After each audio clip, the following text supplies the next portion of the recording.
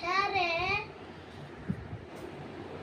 ଗୁରୁଜୀଙ୍କ ଅନେକ ପିଲା ଥିଲେ। ଅନେକ ପିଲା ଥିଲେ। ପାଠ ପଢିବା ସମୟର ଚାଷ ହଉଥିଲା। ତାପରେ ଆଶ୍ରମରେ ପଢୁଥିଲେ। ତାପରେ ଜୋରେ ବର୍ଷା ହେଲା। ତାପରେ ମାମା ତାପରେ ବିଜୁ ଘଡଘଡି ମାରୁଥିଲା।